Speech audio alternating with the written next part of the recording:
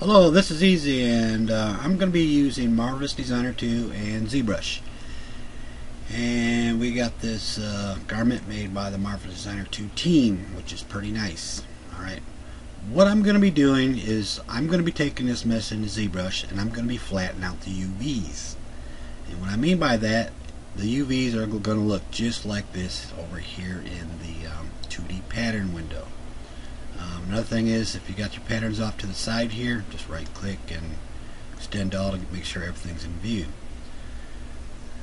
Alright, and what's good about it is when I bring it into ZBrush, sometimes when you paint on your mesh, some of these crevices are really hard to see and paint real nice through.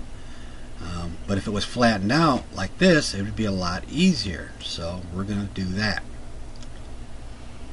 And if you have any meshes that are close to one another or across, you might want to space them apart. So if this one was over here crossing another one, when I bring this into ZBrush, this is what it's going to look like. So I want to make sure everything's spaced apart. Alright, and the next step here is I went ahead and just cleared the avatar because I ain't going to be needing it. So I'm going to go to File, Export, and export OBJ. We'll just overwrite this one here, press save.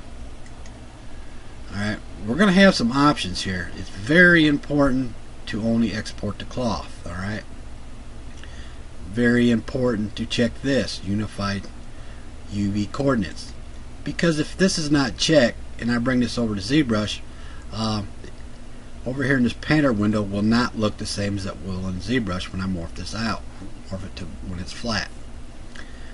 Alright, now here's some options down here. I messed with it earlier. I know I need to switch. You might not need to. The reason why I switch these is because when I morph it flat, sometimes the upper right might go to the upper left. So we're going to go ahead and press OK. Now we're going to load up ZBrush. Alright, we're going to go ahead and file import, and going to import that one there. Now when I bring it in, it's going to come in upside down, which is not a problem. And I'm going to go ahead and frame this up. You can use the frame button up here or the F on the keyboard. Switch material so we can see a little bit better in the video. Alright, then we're going to turn on the polygroups. As you can see, it has no polygroups. It's one solid object. So in order, we're going to come over here to the polygroups, and I'm going to select this one, the second one down, called Auto Groups with UVs.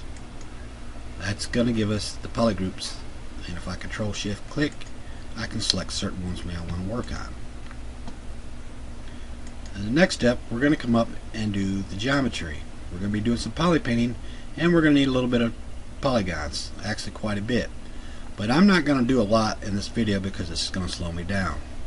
Alright, I'm going to do it to number 3, and I'm just going to leave it like that. Important thing is, don't divide it first and then do your polygroups, because what will happen is it could freeze up. So do your polygroups first, and we're going to go down to UV maps and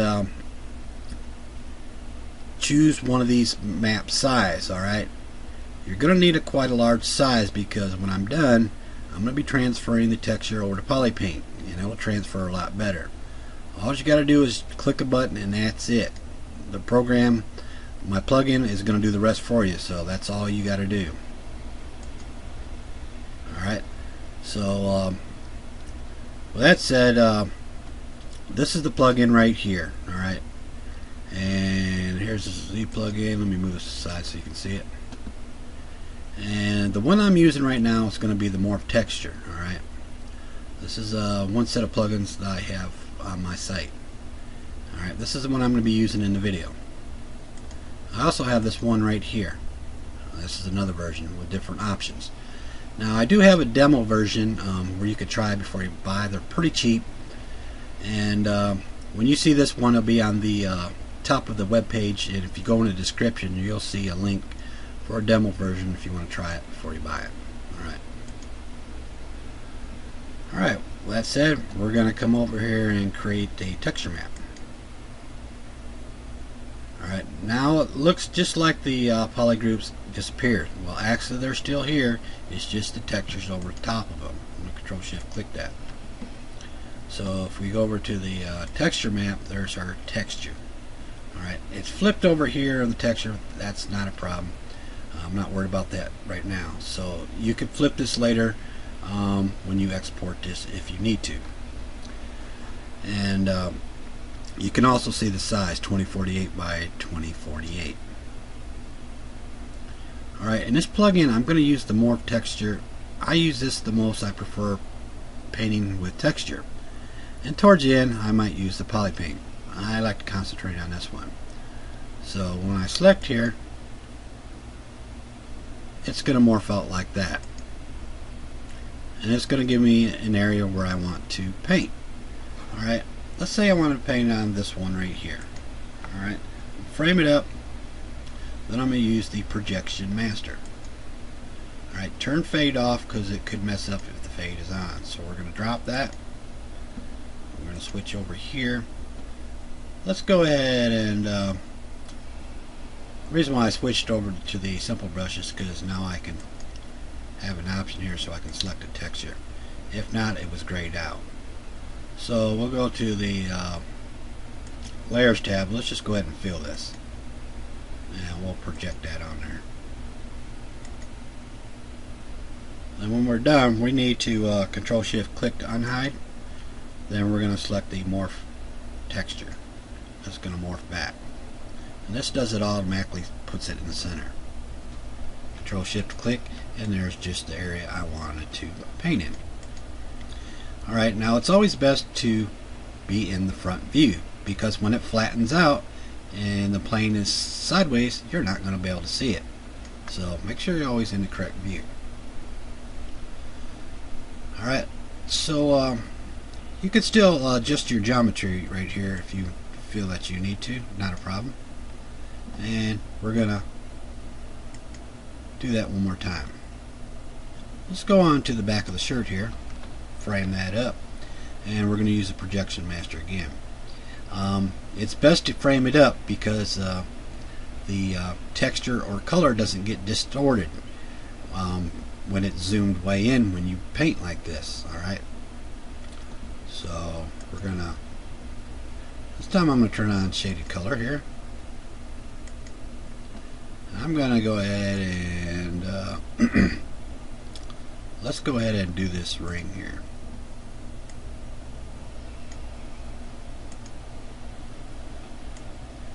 Let's give this a different little color here. I'm going to subdivide that a couple times to see if it smooths out. And we're going to go ahead and we're going to make sure the shaded's on.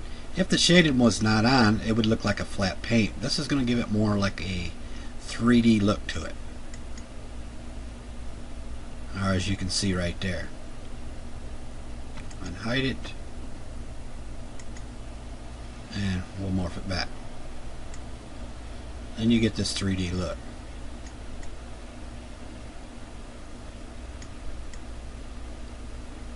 Alright. Let's go into the next step here. Now I have this option, poly paint from texture. Alright. Now when I use this, if you don't got a lot of polygons, this texture will get a little distorted. We'll go to the texture map, and if you're afraid that you might mess up, just clone you this texture, and it's going to make up another copy right here, and you can come back and use that later if you think you're going to mess this up. Alright, so I'm going to convert this over to a poly paint because this is just a texture right now. So when I select here, give it a second. In the video you might not see a lot happening, but it did get a little distorted. I'm actually in poly paint mode. So if I was to paint on the mesh, I do not need the projection master, and you can see I'm painting on the mesh right here in real time.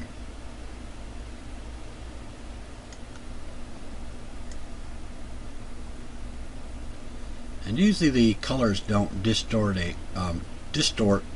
It's usually when you start painting with textures that you might have a little bit of problem.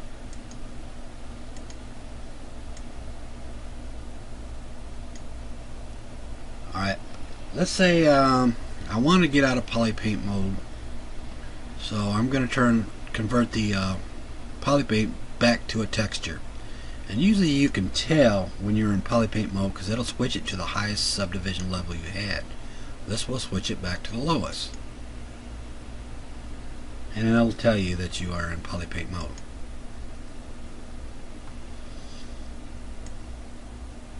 Now you can see this area right up here. This would be pretty hard to get in here and start doing some painting in these crevices. There's a lot of detail in there. Alright. Another thing, if I use the projection master right now without flattening it, it probably might be a good chance it won't be all even through here like I want it to. So what we're going to do is like I said, if you want to kick this up high or low, it doesn't matter right now. So especially when it's flat, it really probably doesn't matter. So let's go ahead and morph this one more time. I want to select this area here, and I want to frame it up. Alright, and we will use the projection here, and we're just going to go ahead and paint with I'm going to paint with some texture. I'll use not that one, this one here. I want to use drag rect. I'm going to kick up my RGB a little bit, and you can overlap it, and I'm going to go ahead and scale that out a little bit, and I'm going to project that back on. Alright, hide all that, and it brings everything nice how I liked it.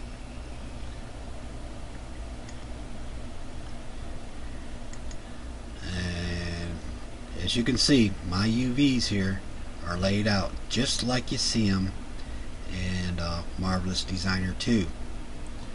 And like I said, if you want to, you can change the texture and flip the texture. There's some options in ZBrush, flip horizontally or vertically. And let's see what else here. Or as a little experiment, I'm going to mess with this little one down here I did earlier. So let's morph that back. Alright, remember this one here, I used the projection master when it was flat.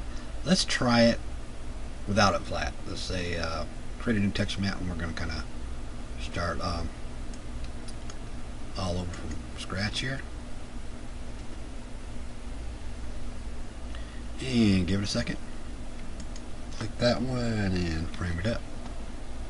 Just do a little comparison, see what it'll look like. And layer fill. This does a pretty good job here, so I don't think we'll have a whole lot of problem, but there you can see right there. We got in this area where my cursor's at, and actually I will just flatten that back out so you can see it. That I couldn't get behind the crevices.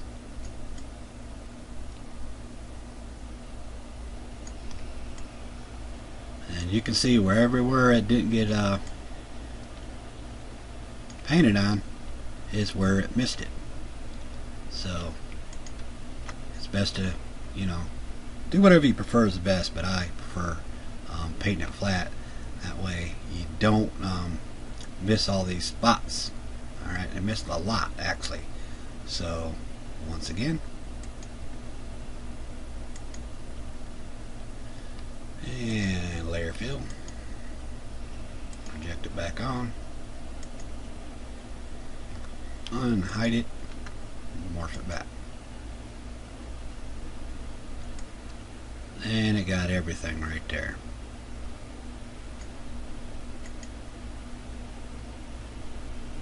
But anyway, I think this is the end of this video tutorial, and thank you very much.